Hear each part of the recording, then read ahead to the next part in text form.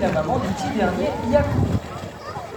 Et il doit y avoir Kuma et Galéo qui se baladent un petit peu dans le reste du bassin. Donc voilà un petit peu pour le groupe de dauphins que nous avons ici à la Cité Marine, Sarah. Merci beaucoup Nicolas. Nous avons également parlé que nous étions un centre de recherche. Est-ce que tu peux nous éclairer sur le sujet? Avec plaisir, donc justement nous sommes un centre de recherche parce que nous menons des recherches depuis 2008, donc depuis l'arrivée des grands dauphins ici à Planète Sauvage, et nous on s'est plutôt spécialisé dans la communication et de comment les grands dauphins perçoivent leur environnement. Pour cela, eh bien, on ne travaille pas tout seul, nous avons participé à 26 publications scientifiques que vous pouvez retrouver sur le site internet de Planète Sauvage si ça vous intéresse. Et justement, une de nos dernières études, eh bien, nous avons accueilli un scientifique italien du nom de Alessandro. Donc on travaille avec justement tous les parcs animaliers en France et en Europe et avec des scientifiques du monde entier. Et Alessandro, qui est un scientifique italien, en partenariat avec l'Université de Rennes, il a fait ses études sur les vocalises des grands dauphins. Et justement, pour cela, il a créé un petit dispositif qui est une ventouse. Sur cette ventouse, vous pouvez apercevoir une petite capsule de couleur. Et à l'intérieur, il y a un hydrophone qui va pouvoir enregistrer justement tous les sons que vont émettre les grands dauphins. Alors justement, ce petit dispositif, eh bien, on va le mettre juste derrière les vents. Les vents, c'est les trous qu'ils ont semés du crâne, c'est leur nez. Oh, c'est mignon.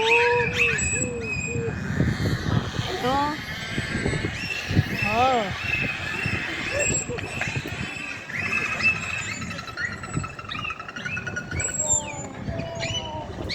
Donc voilà un exemple de recherche qu'on peut mener ici à la Cité Marine, Sarah. Et ces recherches sont très importantes parce qu'elles nous permettent de mieux les connaître et on protège mieux ce qu'on connaît. Donc les découvertes qu'on va pouvoir mener ici à la Cité Marine vont nous permettre eh bien, de faire au mieux pour améliorer les conditions de vie de leurs congénères en milieu naturel. Super, merci beaucoup Nicolas. Donc là on parlait du milieu naturel, ce sont des prédateurs, que mangent-ils? Alors justement les grands dauphins vont manger principalement du poisson. Un régime alimentaire basé principalement sur du poisson, on appelle ça un régime alimentaire piscivore. Donc, en revanche, s'ils ont des difficultés eh bien, à trouver du poisson en milieu naturel, ils peuvent aussi manger des crustacés ou des petits céphalopodes. Et parce que lorsque les poissons vont retourner à l'eau, eh bien, ils tomberont directement dans la bouche du dauphin. Il faut savoir aussi que leur bouche est dotée d'environ 88 dents, qui sont toutes identiques en forme de cône et qui sont très pointues. Et du coup, c'est vraiment une arme redoutable, c'est une véritable cage à poissons. Et c'est aussi pour cela que vous pouvez apercevoir plein de cicatrices sur la peau des dauphins, étant donné qu'ils n'ont pas de bras, et bien lorsqu'ils vont interagir entre eux, que ce soit pour du jeu, pour de la bagarre ou pour de l'éducation, et bien forcément la moindre marque qu'ils vont se faire sur la peau, et bien va laisser une très jolie cicatrice. Ensuite, je vous propose de partir en Australie. Pendant la période de reproduction des calamars, les calamars vont se laisser flotter à la surface de l'eau et les grands dauphins, eux, vont nager sur le dos, comme ceci, à la surface de l'eau, pour récupérer tous ces calamars flottant à la surface. Alors pourquoi ils nagent sur le dos? Eh bien tout simplement parce qu'en parc animalier, nous avons découvert que les grands dauphins étaient dotés d'écholocation, comme les chauves-souris. Et on a découvert que l'éducation des grands dauphins fonctionnait beaucoup mieux sur le dos que sur le ventre. Donc c'est pour cela qu'on peut apercevoir cette technique de chasse en Australie. Ensuite, eh bien, je vous propose de partir dans les eaux équatoriales, dans l'océan Pacifique. Il faut imaginer que les petits ballons qu'on va proposer aux dauphins sont des exocètes, des poissons volants. Les grands dauphins sont dotés d'une très bonne vue, ils sont capables de corriger la diffraction de l'eau. Donc c'est-à-dire qu'ils voient aussi bien sous l'eau que dans l'air. Et du coup c'est pour cela qu'ils peuvent attraper des poissons en plein vol. Alors forcément des fois il y a des ratés, on ne réussit pas sa partie de chasse à tous les coups.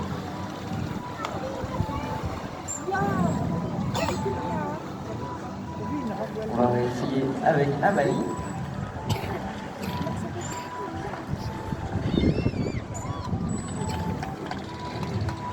Et ensuite, eh bien, on va pouvoir repartir en Écosse. On a un dernier exemple avec Péos, juste en face de vous.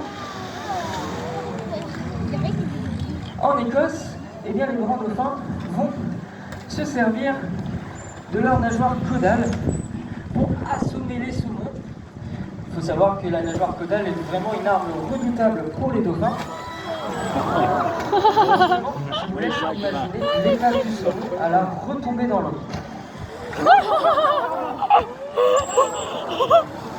Oh la vache.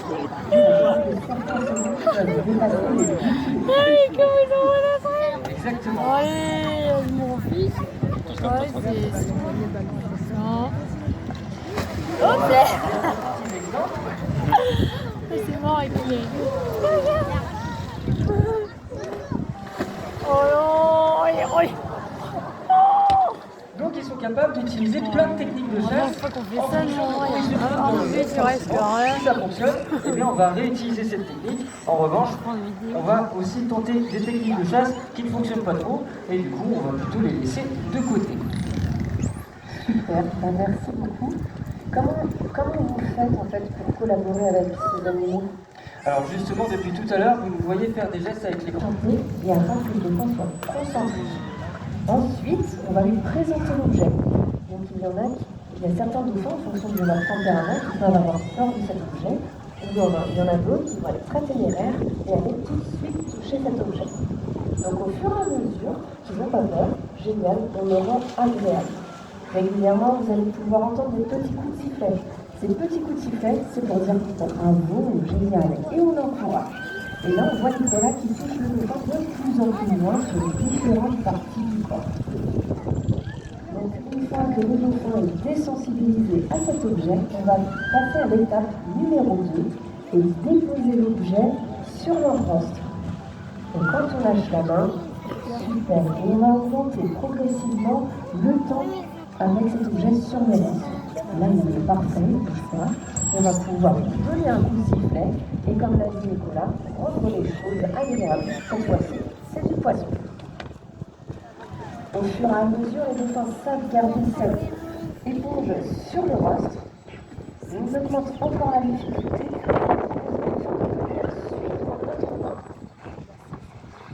Et ça, je crois que c'est une étape qui est très compliquée pour tous nos dauphins, parce qu'ils vont prendre ensuite le dessus et foncer avec l'éponge. Le but, c'est vraiment qu'ils suivent notre main.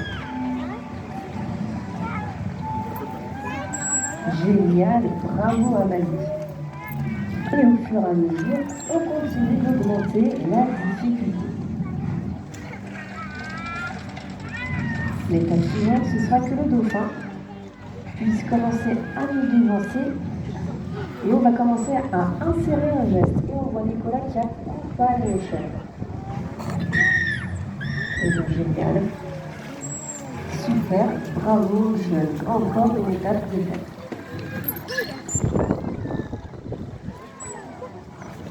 Puis la dernière étape, il n'y aura plus besoin d'accompagner le dauphin que le geste.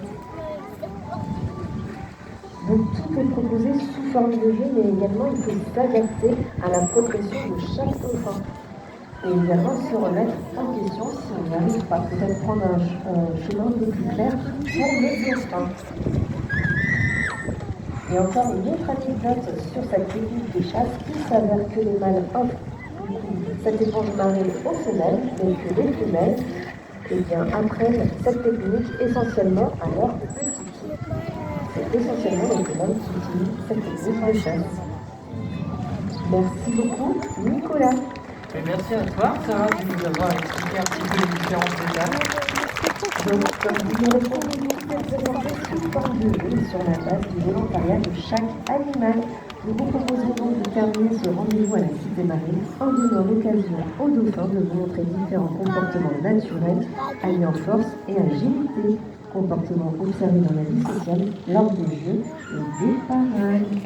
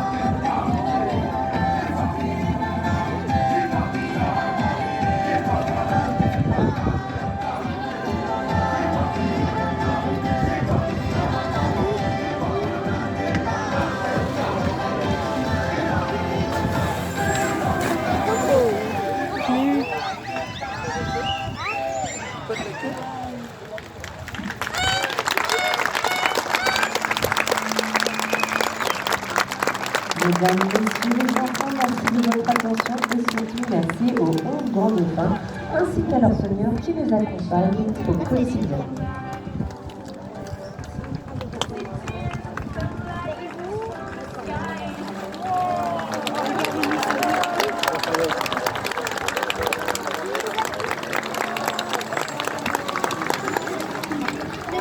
Vous pouvez observer les persévérances du quotidien de chacun pour réduire notre impact environnemental et aider la nature, comme par exemple réduire notre utilisation du plastique, faire attention aux poissons que l'on achète en fonction de son origine et de la saison, privilégier la pêche à la ligne qui est le plus sélective et également privilégier les bateaux les moins bruyants lors de nos sorties en mer. L'équipe de la Cité Marine reste à votre disposition en bas de gradin pour répondre à toutes vos questions. N'oubliez pas vos affaires en partant. Si vous souhaitez aller plus loin dans la découverte